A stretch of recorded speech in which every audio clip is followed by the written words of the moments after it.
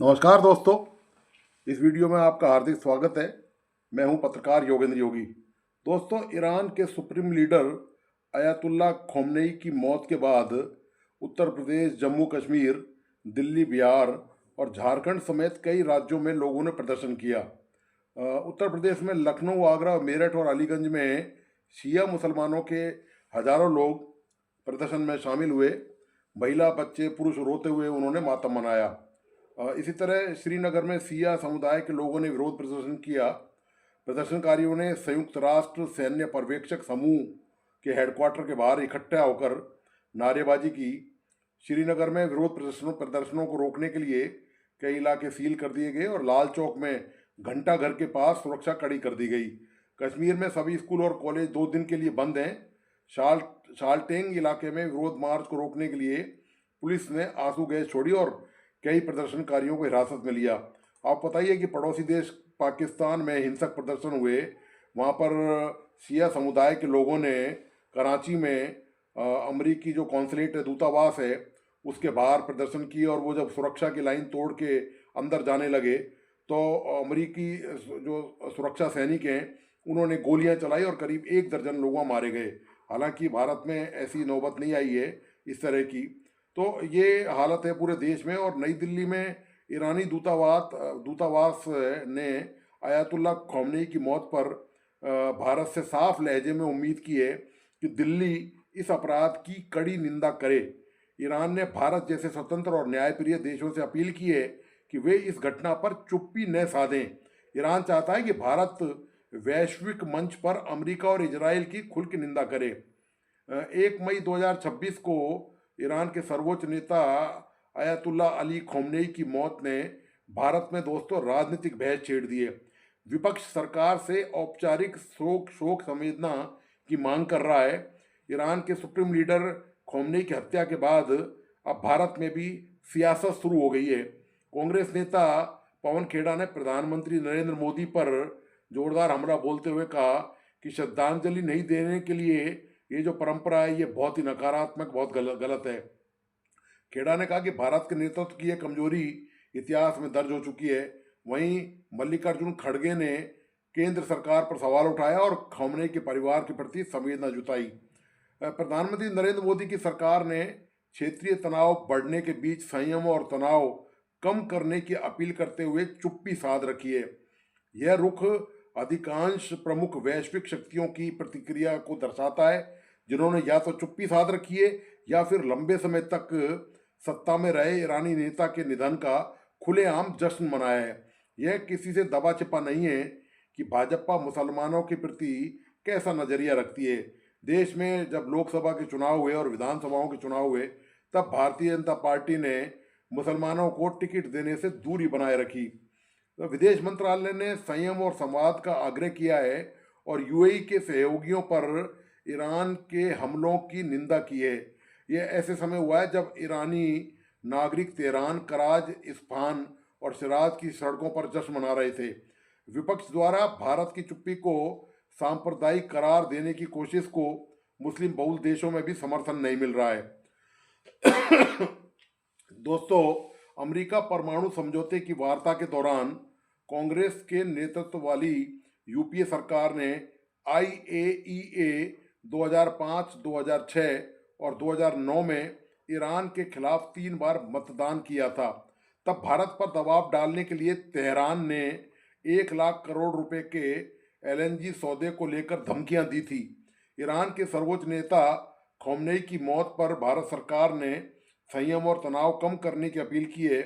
America, Israel और कई पश्चिमी देशों ने खोमनेई की मौत पर नकारात्मक प्रतिक्रिया व्यक्त की और शोक नहीं जताया।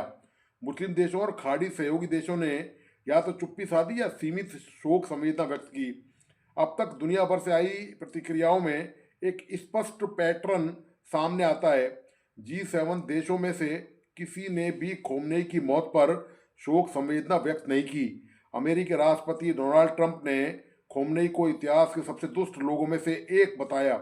इजराइल के प्रधानमंत्री नेतान्याहू ने घोषणा की कि 47 वर्षों तक खोमनेई शासन ने इजराइल मुर्दाबाद के नारे लगाए। न्याय अब मिल गया है। अर्जेंटीना और तमाम जो दूसरे देश हैं उन्होंने भी कुछ इस तरह की प्रतिक्रियाएं जताई। खाड़ी देशों में जो भारत के प्रमुख सहयोगी हैं और 90 लाख से अधिक भारतीय प्रवासियों की मेजबानी करते हैं ने या तो शत्रुतापूर्ण प्रतिक्रिया दी या वो चुप्पी साधे रखी है। सऊदी अरब ने ईरान के हमलों के खिलाफ जीसीसी के आपातकाल बैठक के दौरान मौन धारण किए रखा। ईरान के मिसाइल हमले का शिकार हुए संयुक्त अरब अमीरात ने तेहरान में अपना दूतावास बंद कर दिया और अपने राजदूत को वापस बुला लिया। जापान और जर्मनी ने स्थिरता और तनाव बढ़ने की पर चिंता व्यक्त की है, लेकिन शोक संदेश जारी नहीं किया। इस्लामिक सहयोग संगठन के 57 सदस्यों में से 10 से भी कम देशों ने शोक व्यक्त किया है। ये शोक संदेश ईरान के सहयोगी देशों जैसे रूस, चीन, उत्तरी कोरिया, इराक, तुर्की ने और पाकिस्तान और मलेशिया ने शोक व्यक्त जताया है। दरअसल दोस्तों, भारत के साथ खोमनेई का इतिहास विवादों भरा रहा है। 2017 से 2024 के बीच उन्होंने 4 बार भारत के आंतरिक मामलों में हस्तक्षेप किया, जिसके चलते विदेश मंत्रालय ने हर बार ईरानी राजदूतों को तलब किया।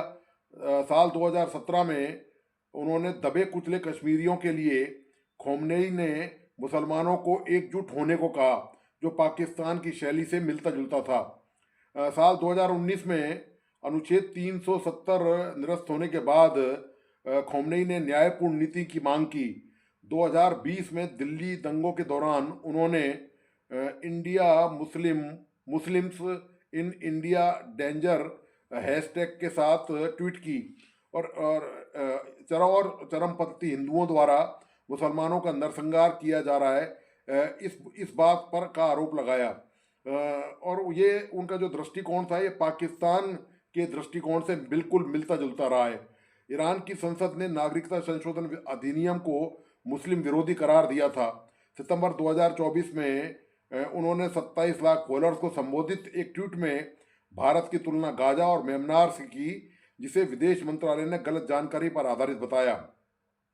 आपको मैं बता दूं कि अमेरिका परमाणु समझौते की वार्ता के दौरान कांग्रेस के नेतृत्व वाली यूपीए सरकार ने ईरान के खिलाफ 3 बार मतदान किया था। तब वो दबाव डालने वाली बात आई थी कि वो 1 लाख करोड़ के एलएनजी सौदे को लेकर धमकियां दी थी। तो ये दोस्तों ईरान और भारत की जो संबंध है वो उतार चढ़ाव बढ़े रहे हैं। इन सब के बाद भी एनडीए ने 2022 में मतदान से परहेज किया था। जून 2025 में इजरायली हमलों के बाद दक्षिणी अफ्रीका परिषद के बयान में भारत ने इजराइल विरोधी प्रस्ताव को खारिज कर दिया और तनाव कम करने का आह्वान किया। 2018 में जेसीपीओ से अमेरिका के बाहर निकलने के बाद काटसा और पेमेंट प्रॉब्लम के कारण ही भारत ने ईरानी तेल आयात को 10 से 12% घटाकर शून्य कर दिया। इजराइल एक तरफ ये हालत है दोस्तों कि पूरे देश में जो शिया समुदायों में शोक की लहर व्याप्त है, लेकिन केंद्र की सरकार और प्रधानमंत्री नरेंद्र मोदी इस पूरे मुद्दे पर चुप्पी साधे हुए हैं। ये दोस्तों दरअसल अंतर्राष्ट्रीय राजनीति और कूटनीति का मामला है और सरकार ने जो रुख अपना रखा है वो उसी की एक रणनीति का हिस्सा है कि सरकार दरअसल अमेरिका और इजराइल को भी मोदी सरकार नाराज नहीं कर सकती, क्योंकि दोनों देशों से भारत के जबरदस्त व्यावसायिक और जो सैन्य जो रिश्ते हैं वो बहुत ही मजबूत हैं। और अभी हाल में ही इस युद्ध से पहले प्रधानमंत्री इजराइल की यात्रा करके आए हैं और अमेरिका के साथ भी भारत के संबंध जो रणनीतिक संबंध है, सैनिक संबंध है, वो बहुत मजबूत हैं। तो यही वजह है कि भारत इस मुद्दे पर चुप्पी साधे हुए है और लगातार विपक्ष की मांग को अवॉइड कर रहा है भारत। दरअसल विपक्ष की जो मांग है उससे दोस्तों साफ जाहिर है जितने भी विपक्षी नेता हैं उनका एक सूत्री कार्यक्रम रहता है कि वो जो भारत में जो मुस्लिम वोट बैंक है वो सब उसके दावेदार हैं। मतलब एक अनार और 100 बीमार की हालत है विपक्षी नेताओं की। तो विपक्षी नेताओं को चाहे वो कांग्रेस हो, चाहे समाजवादी पार्टी हो और चाहे जितने भी क्षेत्रीय दल हों, उनका एक सूत्री कार्यक्रम रहता है कि वो कोई मौका ऐसा नहीं छोड़ते जिसमें वो अपनी तरफ मुसलमानों की संवेदनाएं आकर्षित कर सकें, उनकी भावनाओं को भुना सकें और वो वोट बैंक अपना तब्दील कर सकें। तो ये देश में अभी हालत है दोस्तों। तो मोदी सरकार का ये जो स्टैंड है कि इसमें जो चुप्पी साध रखी है, वो निश्चित तौर पे सरकार ने अपने हिसाब से पूरा जोड़ बाकी किया है, पूरा गणित लगाया है कि इसके क्या फ़ायदे और नुकसान हो सकते हैं। हालांकि ईरान से इस मुद्दे को लेकर भारत के संबंधों में खटास उत्पन्न हो सकती है। तो दोस्तों, आपको आज का ये विश्लेषण कैसा लगा, प्लीज़ अपने लाइक एंड कमेंट के साथ बताइए, और इस वीडियो को अपने दोस्तों और परिजनों को शेयर करना नहीं भूलें। मेरा तमाम दोस्तों से आग्रह है कि प्लीज़ इस यूट्यूब चैनल को लाइक करें, सब्सक्राइब करें और बेल आइकॉन का बटन ज़रूर दबाइए। धन्यवाद। नमस्कार।